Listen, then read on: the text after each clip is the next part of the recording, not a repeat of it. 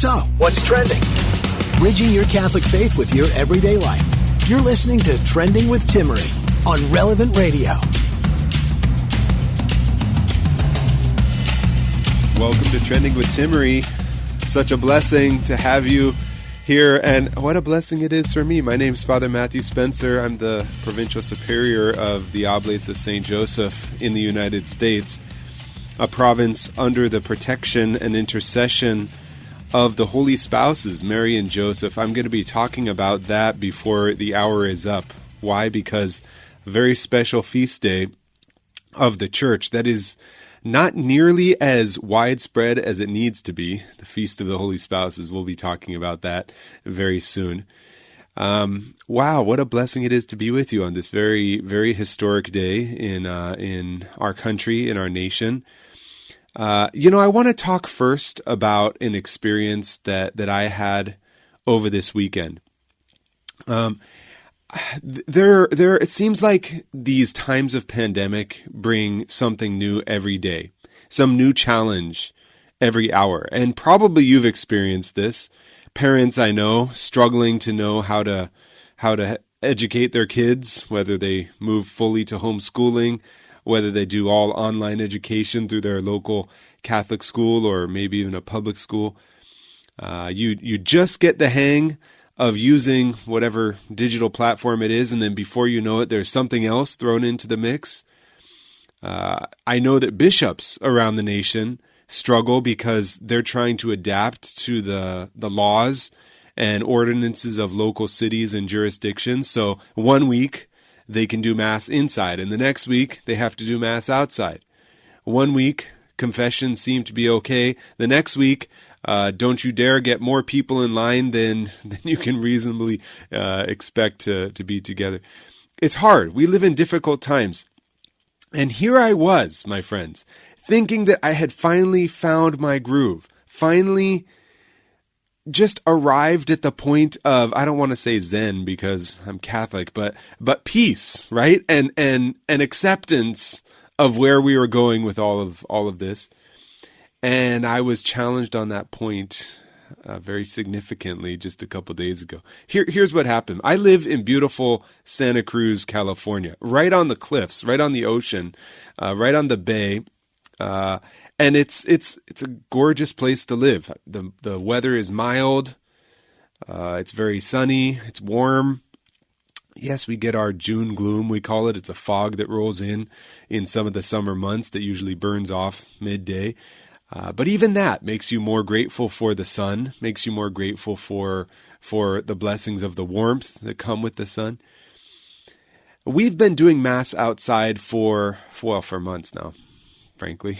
I've lost track, as you have in many parts of the world.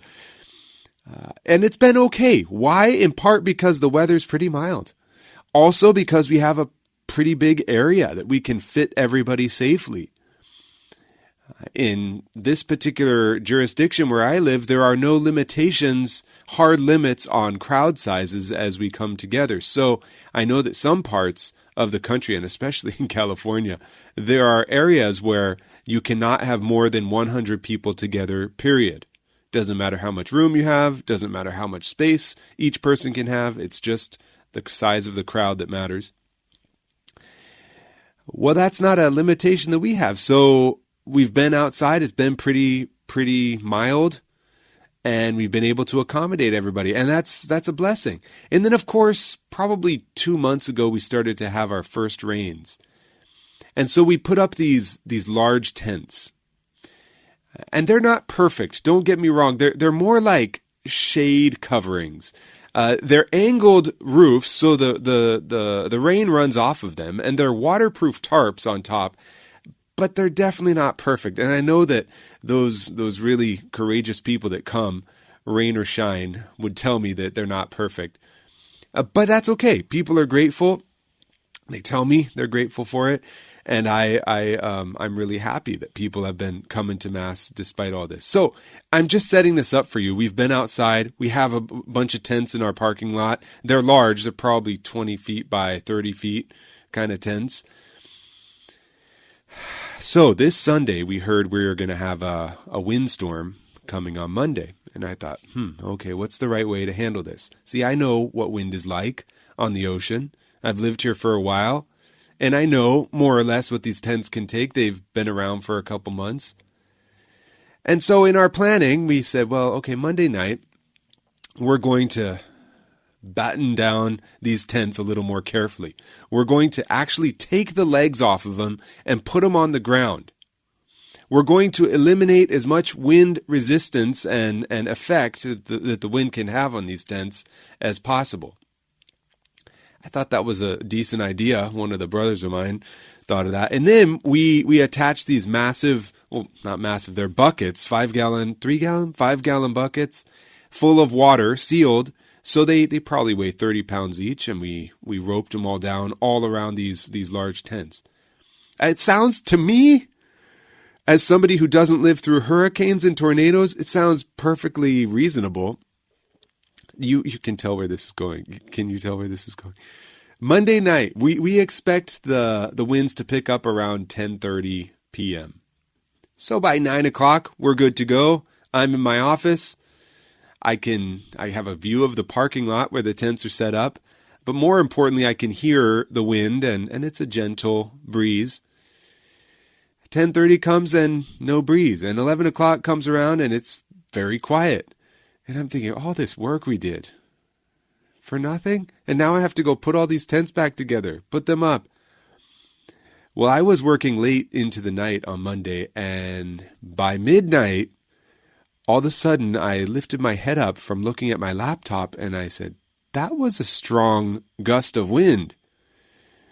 And all of a sudden I realized that this wind was stronger and had picked up quite a bit in the last few minutes. So I throw on my shoes, run outside, and I look, and how can I describe this? The tents had become like the Pacific Ocean. They were undulating up and down in a wave type of fashion. Imagine these two tents strapped together, about 30 feet long each, so about 60 feet long, 20 feet wide, and it's going up and down by about 4 or 5 feet maybe from the parking lot floor, and it's lifting up these massive buckets of water, and I'm thinking, my goodness, I do not weigh enough to jump on top of those tents and hold them down. I'm also a little bit concerned about flying away with those tents. I dash over to the front of our shrine where we have a little pop-up tent that covers our altar, which is also outside. And this is when I knew that I was way in over my head. I decide it's time to take this pop-up tent down, which we thought was perfectly safe, also being weighted down, also under an alcove next to the church, right next to the entrance. I reach up. You're not going to believe me, Patrick, Lucas, Karen, everybody out there listening, you're going to think I'm exaggerating, but I tell you, this is what happened. I reached up. There's a latch on the top of the underside of the tent, which disengages the locking mechanism and allows it to very quickly fold up. When I say pop-up tent, I'm talking about one of those small pop-up tents you can take to the park, 10 feet by 10 feet, more or less, right? You take it to the beach and relax. And I reach up to pop it and drop it down, and the wind comes at that very moment. No, I wish I flew. I wish, Karen says, you flew away. I wish. I should have grabbed onto it and just flown away like the wind. I didn't think that far ahead. Well, I would have missed it anyway. The wind picked up the tent. I would guess it went up straight into the air about 12 feet. And now that I'm describing this, I'm surprised it didn't occur to me at the time that it could have just come crashing down on me. It didn't, thanks be to God. It went straight up, and for just a brief instant, I was underneath this tent in awe at the power of the wind and the fear and trepidation of the possibilities before me hadn't quite hit me yet. And the tent is carried just very lightly, maybe 3 or 4 feet to my right, and then it slams down onto the ground. And it completely misses me. Thanks be to God. But do you know what it doesn't miss? is a huge statue of the Holy Family, which is right at the entrance of our shrine. And almost in horror, I look and I think, not the statue. Better that it had come down on Father Matthew, right? Not really. I'm not really. I know that. I'm just thinking at the moment, not being able to keep up my mind intellectually. I see it crash down on the statue. But wouldn't you know it? I mean, it's a minor miracle, it seems to me. Not a scratch on that statue, which is made of wood, by the way. This is not like a strong, concrete, indestructible type of statue. What had happened is the pop-up tent came crashing down over that statue, tore through the roof, the statue did, which is just made out of a light fabric, and the frame completely missed it. I have a picture of it. I should have thought to tweet it out. Maybe at one of our breaks I'll tweet it out and show you a picture of this tent frame completely destroyed around a Holy Family statue. And it looks like it was put there because I took the picture in the morning rather than the night of. Just at that moment, grateful that the statue was spared, I realized the wind could do that same thing again any moment. And the right solution here, it occurred to me, is to very quickly remove what made it possible for the wind to catch that tent. That is, remove the roof of that tent. So that's what I did. I really quickly ripped it off. It was already ripped through by the Holy Family statue. It was not too hard. Pulled it off, and then the Holy Family statue was safe. And then I remembered the huge undulating wave right behind me that's about to crash through the stained glass windows of our shrine. Mind you, this is midnight. There's not a soul around. And if I had been smart about it, I would have called for backup. I would have gotten my brothers out of bed there in our religious house. I hadn't thought that far ahead, and who knows if they would have even gotten there, down there in time, because it all happened so quickly. So here's where I did something a little bit dangerous. Again, no harm done to me. Thanks be to God, I'm fine. I decided I better grab that big tent that's about to fly off and float into the sea. And I grabbed it with one hand right in the middle, imagining, can you imagine this? Imagining that finally my weight and my strength would be able to hold it down. And God chuckled, of course, because the wind was far stronger than Father Matthew at that moment. There's a homily in there, I know. At that moment when I grasped onto that tent, I realized that this was a very dangerous endeavor that I had gotten myself involved in. I realized that just as that small little tent had flown up and crashed down, I was right in the middle of a very problematic situation which could cause loss of life or limb to yours truly. Of course, that doesn't really stop me. It's just my lack of common sense or thinking things through, or maybe it's my trust in God and my guardian angel. First and foremost on my mind was making sure that nobody else got hurt, was that our shrine didn't get destroyed and hurt. I very quickly, and it only took a few minutes, I went around and I detached the tarp from the top of these huge tarps. And then all of a sudden the frames were down. The tarps were practically blown away completely by the wind, but caught on to a few of the buckets there. And then over the next 15 minutes, I just slowly would wait for a lull in the wind, roll up as much as I could, 5 feet of the tent.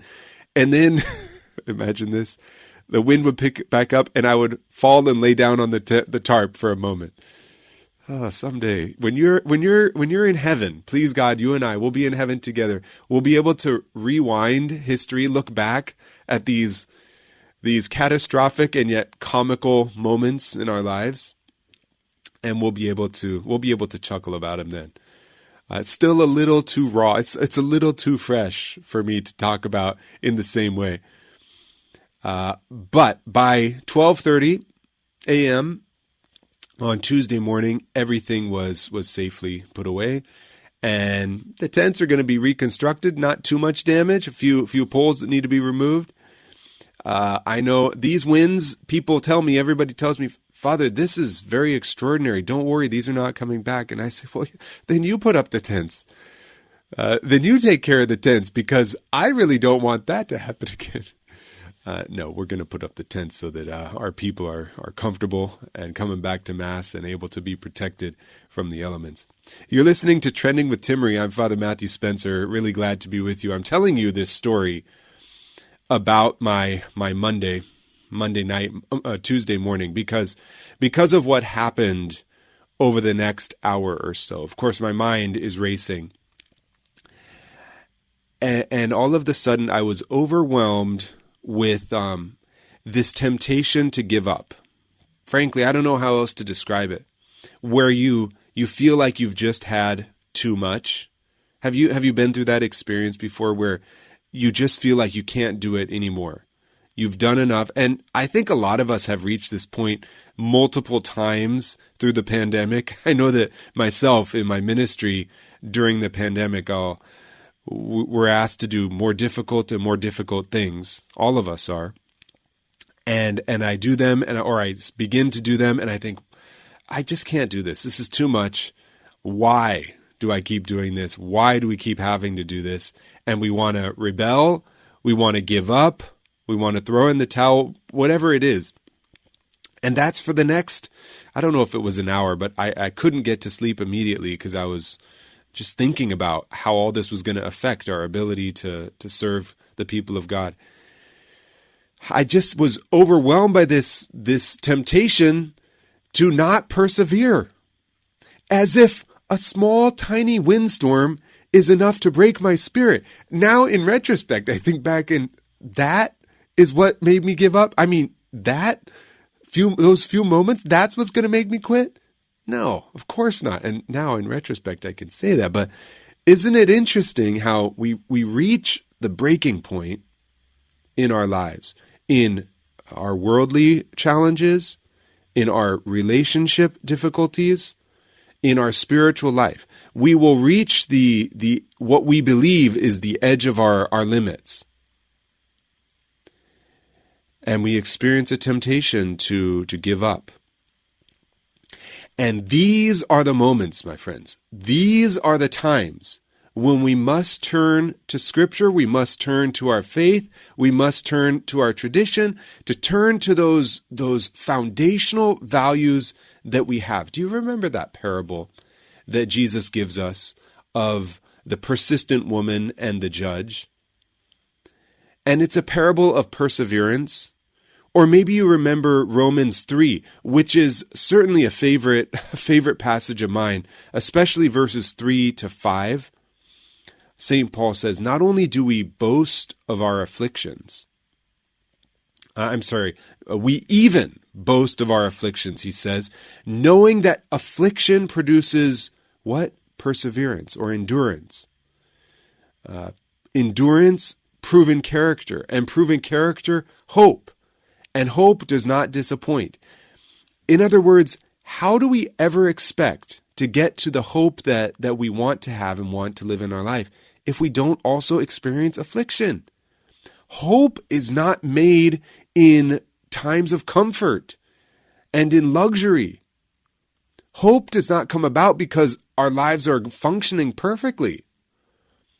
Hope springs forth indirectly through affliction, St. Paul says. Affliction produces endurance. Endurance or perseverance produces character. Proven character produces hope. And this is partly what the Christian life is about. I really believe that during this time of a pandemic, during these times of challenges in our lives, and I mean, let's face it, your difficulties surpass even a pandemic that the world is experiencing, because you have your particular difficulties that you're facing. Maybe your own loved ones are experiencing great crisis and difficulty. Maybe your business has gone completely upended because of the pandemic. Maybe your retirement funds have been exhausted trying to get through this time. And maybe you think that you're at the limits of what you can take.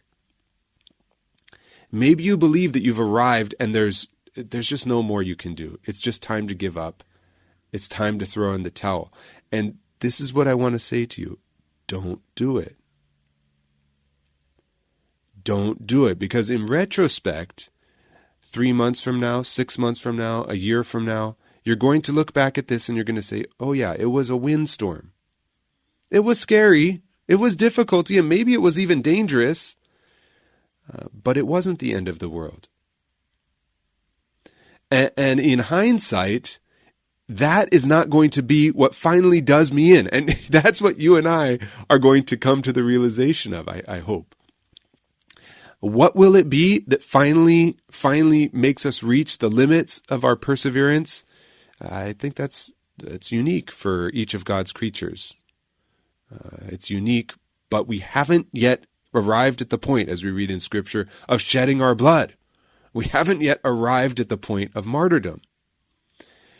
The Catechism in 1816 says, the disciple of Christ must not only keep the faith and live on it, but also profess it.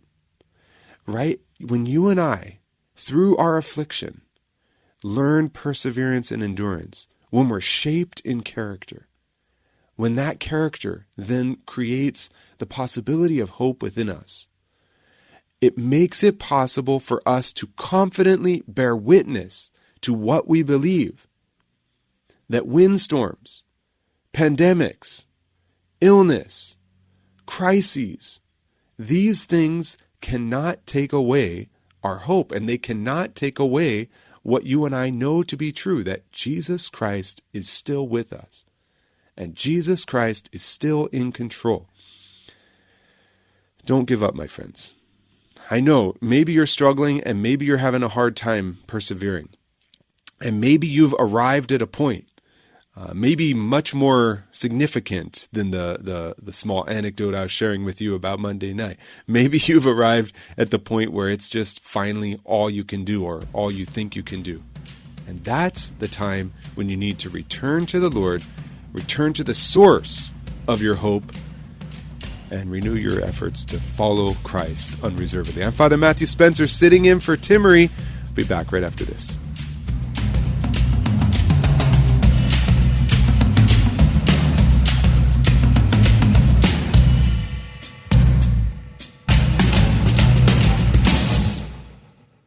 Catholic Order of Foresters is proud to sponsor the Relevant Radio studio line. For information about employment opportunities and flexible premium life insurance plans, visit relevantradio.com/forester.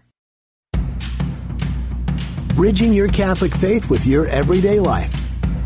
You're listening to Trending with Timmerie on Relevant Radio and the Relevant Radio app.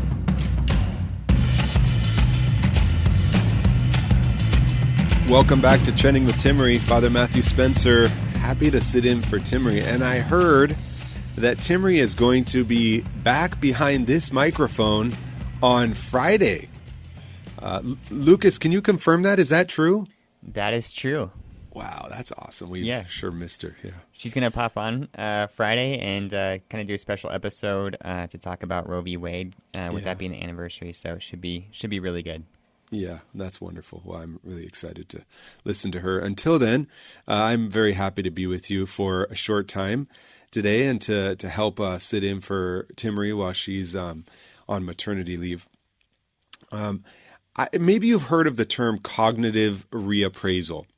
It's a phrase from psychology. If you've studied psychology, you know what this is. Maybe even if you've been to therapy, you've heard this idea. But all of us know deep down what this is about. The idea of cognitive reappraisal is that we use our emotions to reframe, or we use our intellect, I should say, to reframe emotional experiences or difficult situations we've had.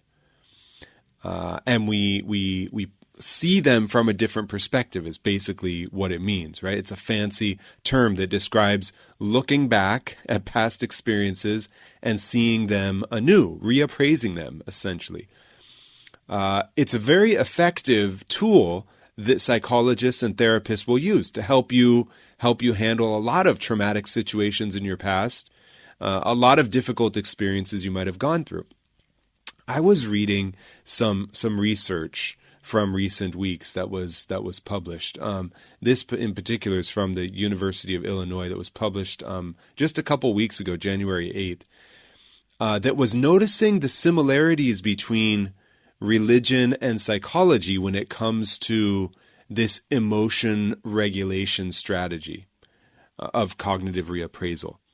I was chuckling a little bit at this article because one of the scientists interviewed said, "It appears that," this is a quote, "it appears that religious people are making use of some of the same tools that psychologists have systematically identified as effective in increasing well-being and protecting against distress." And I wanted to say, wait, let's rephrase this. It appears that psychologists are acknowledging what religious people have known for thousands of years, that reframing our experience and seeing it anew helps us to process them. But I don't want to nitpick here, because deep down what these particular researchers are pointing out is that there is a lot of common ground between religion and science. That's what they're saying, essentially, that religion has been helping people go through cognitive reappraisal processes for a long time, to be able to look at the bad experiences that have happened to them and to see them through the eyes of God, see them with meaning, with understanding. And now the science backs that up, right? Scientific evidence that we have shows that that is helpful for, we know, not only the human psyche, but also the human spirit. So that's good news, and I'm grateful for that. I think sometimes people look at religion as just a psychological tool, and think that somehow we're psyching ourselves out with it, and that's where I'd probably disagree with some of the researchers of this data, because you and I know that religion is about much more than simply cognitive reappraisal. We don't just look back at our life and reinvent something or try and reframe it in a way that isn't consistent with the experience we had in the past, but rather is a way of seeing it through the lens, a more objective lens. For example, seeing our sufferings through the lens of God, through the eyes of God, seeing the trauma that we've gone through the mercy and grace that God can provide us in those trying times of ours. So when you are approaching the sacraments, when you are approaching the Lord, don't shy away from this very important aspect of our faith, where we look back at what we've gone through. Ignatius of Loyola would call this an examen, but all throughout history, especially in our Christian tradition, we've had the important practice of reflecting on our life, reflecting on our day, reflecting on our past sins even, and looking at them through the eyes of our merciful God. And it helps us. It helps us to understand those experiences better, and it helps us to know what God's will is for us in the present. And science backs that up. I mentioned, switching gears a little bit here, I mentioned a few moments ago about the patron saints of the province that I belong to. So I'm an oblate of St. Joseph. We're a small religious community. We were founded by a saint, St. Joseph Morello, who lived in the 19th century.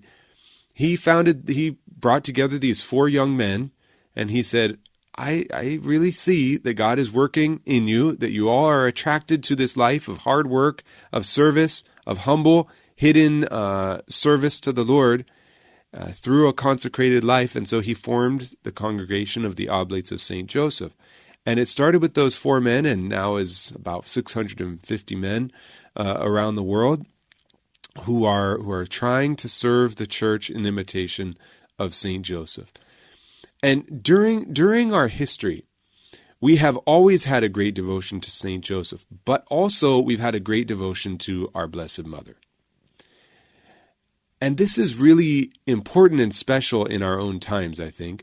Our founder really looked to Mary and Joseph as models, as examples, as these paragons of holiness that you and I can look to, learn from, and imitate.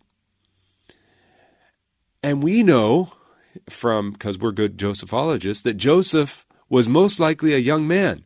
And therefore we contemplate and think about the fact that he and our Blessed Mother were betrothed, were married, and would later come to live together, all according to Jewish custom, and that this vocation of theirs as a couple is important in the salvation history, is important not only for forming the Holy Family, not only for giving an example to Jesus, but also of reminding us, even now, 2,000 years later, what marriage is all about. Did you know that prior to the Second Vatican Council and the reform of the liturgy at the Second Vatican Council, there was a feast in the church, a relatively minor feast, called the Espousals of Joseph and Mary.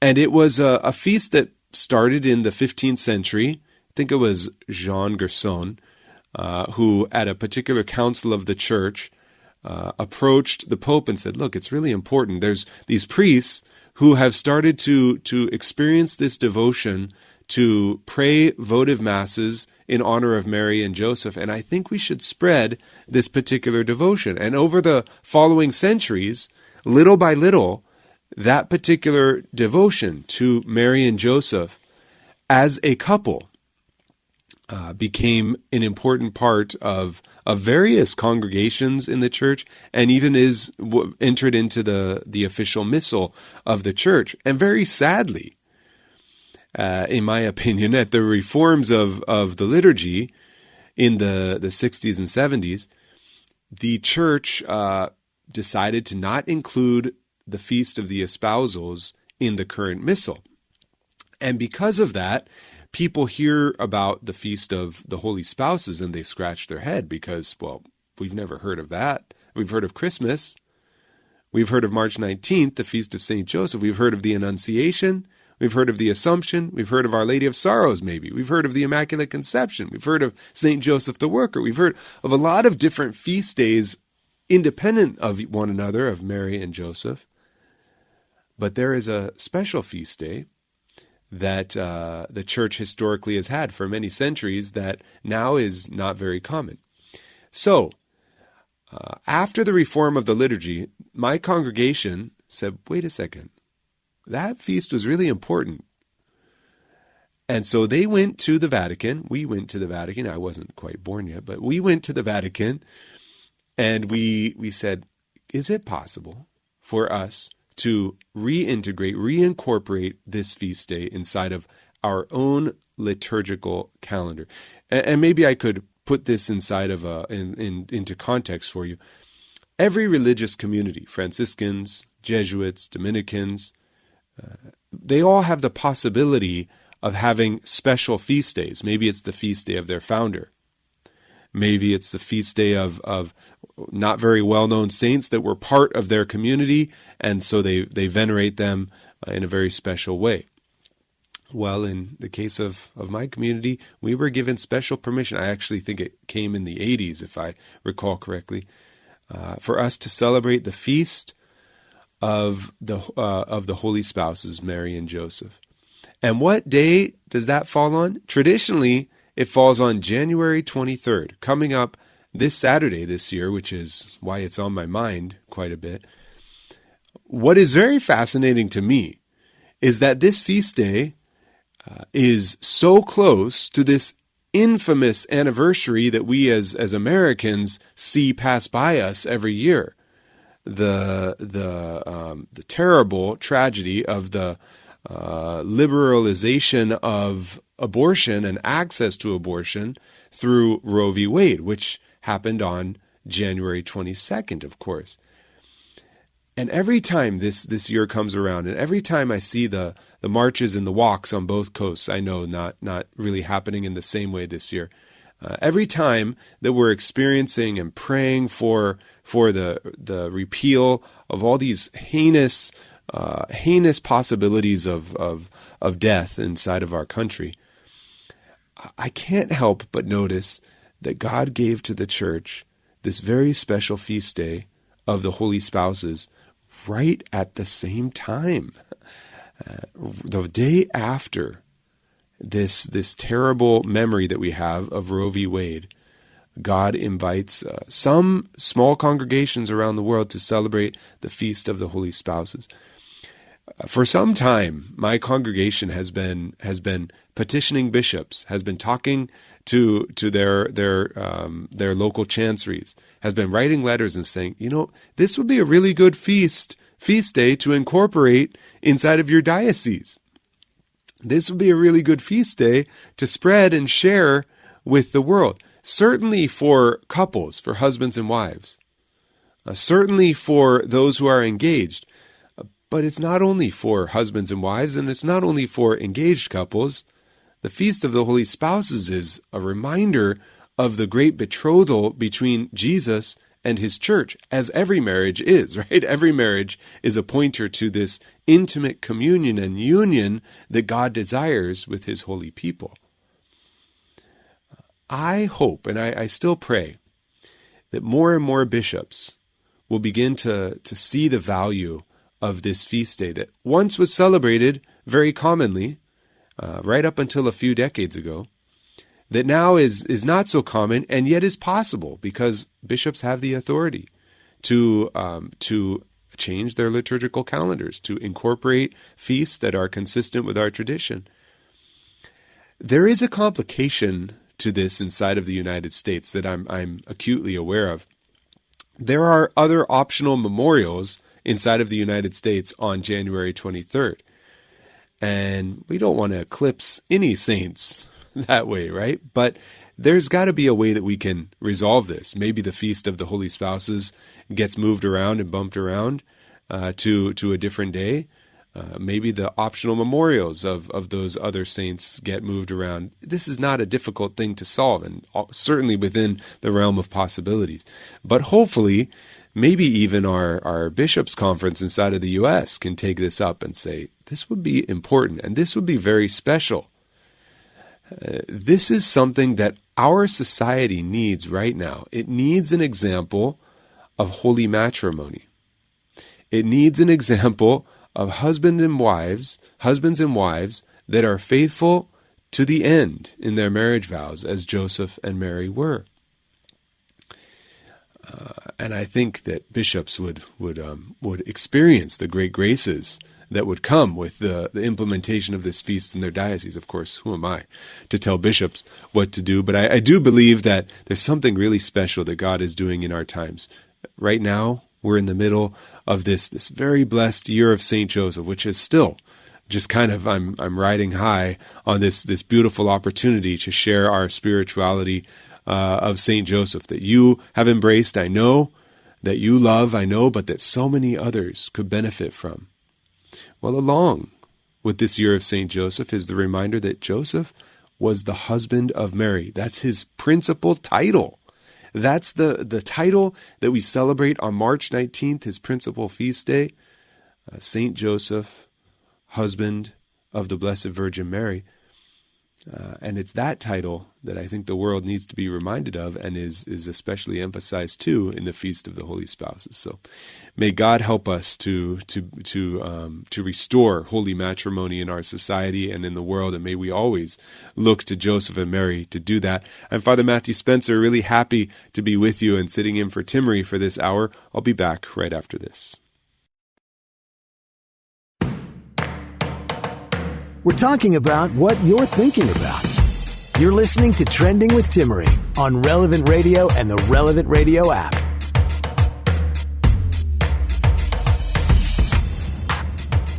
Welcome back to Trending with Timmerie. It's Father Matthew Spencer. Happy to be with you for just a few more minutes remaining in this hour. Lucas was asking me at the break there if I had grown up in California, and I said, yeah, I grew up in San Diego, actually.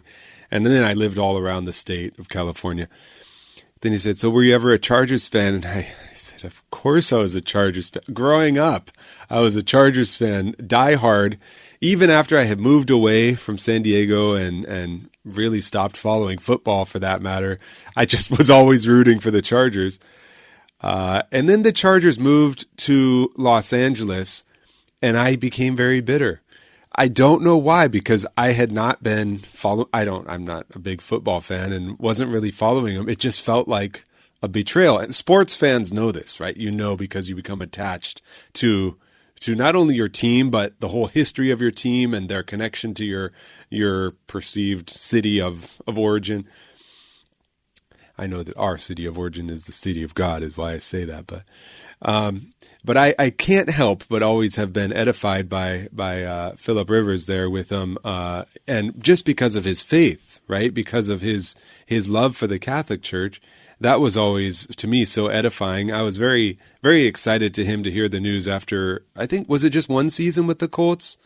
Now he's going to be retiring. He just announced today, I believe. And so I'm very happy for him. He's got a huge family, tons of kids.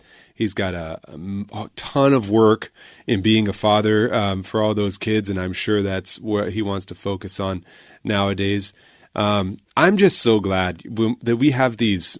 I'm not trying to canonize them, and if you're listening, Mr. Rivers, I'm not trying to say that you've made it yet. You're not, because none of us have, but it is so helpful to see people that are really in the spotlight, that really get a lot of media attention, that are doing jobs that people around the world will look to, that have no Christian background will look to, and for us to be able to share our faith in those contexts, to say there doesn't have to be a division between living a holy life in society on the one hand, and also engaging in that society.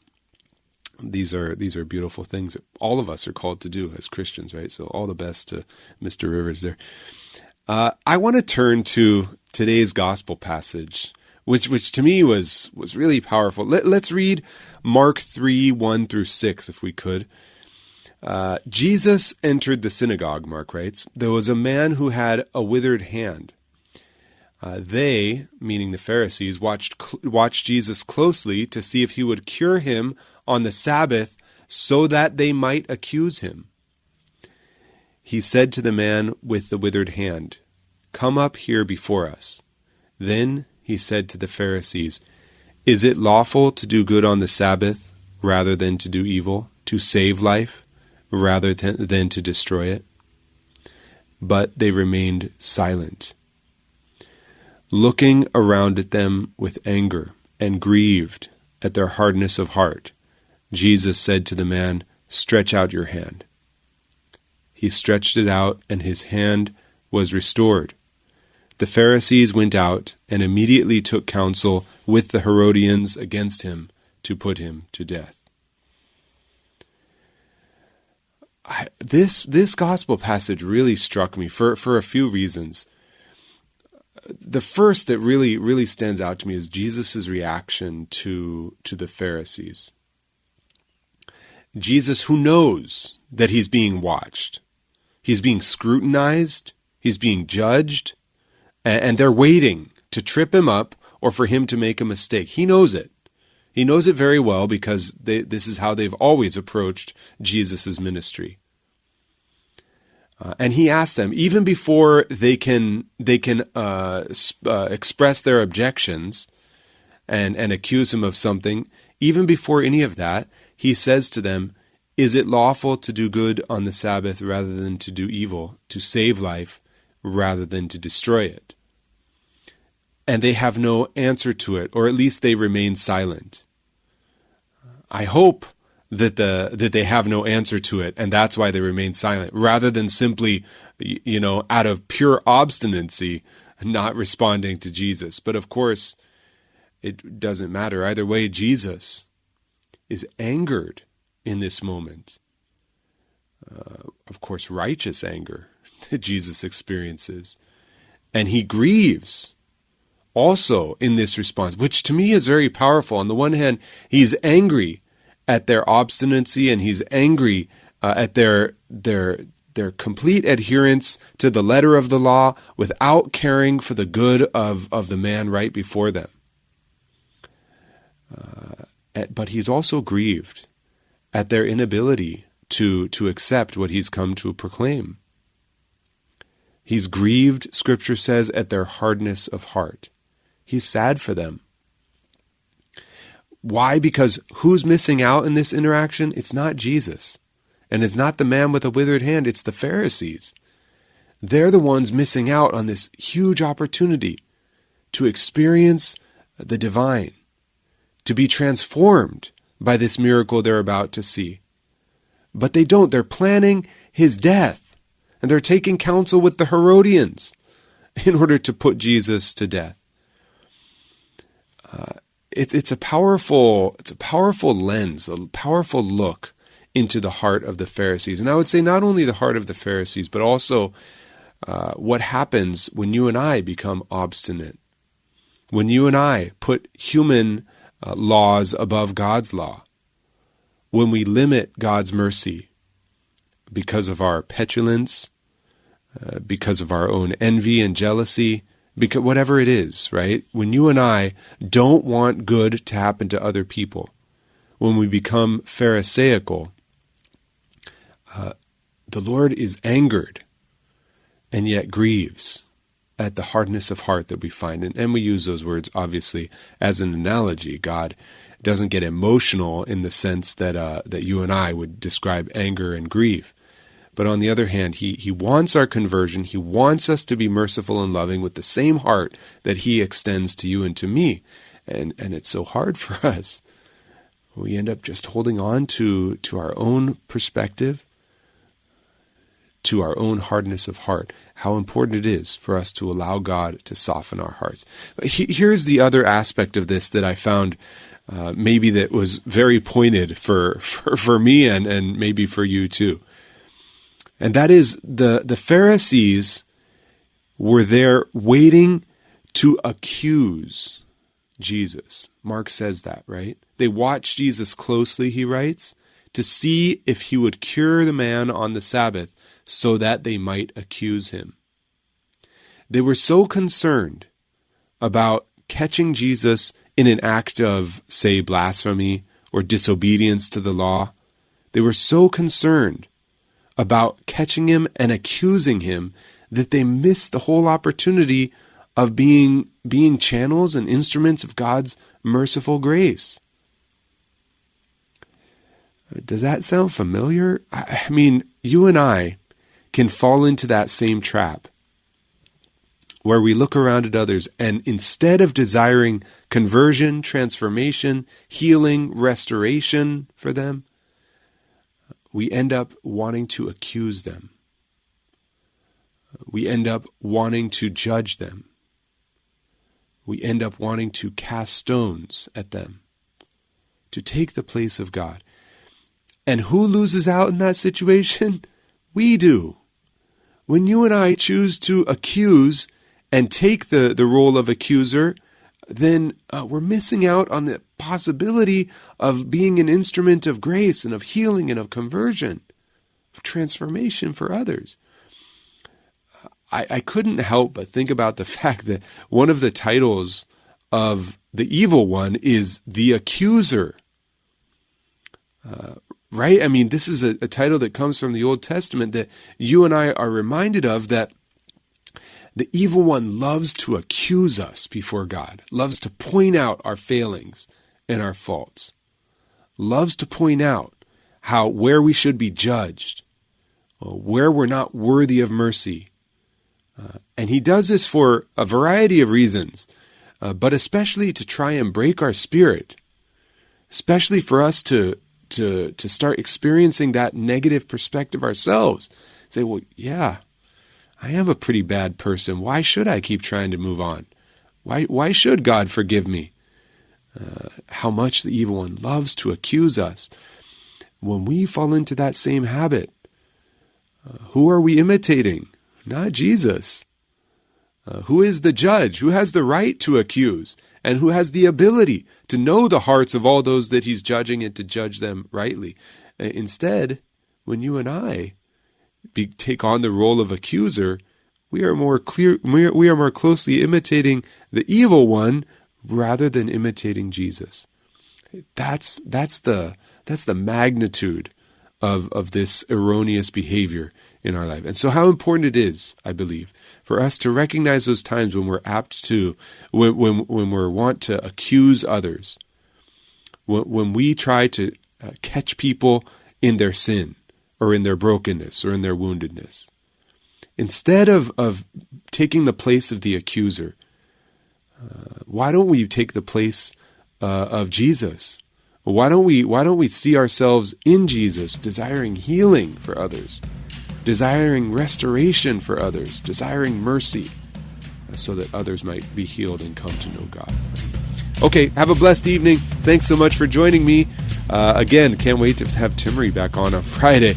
But until then, may Almighty God bless you, the Father, and the Son, and the Holy Spirit.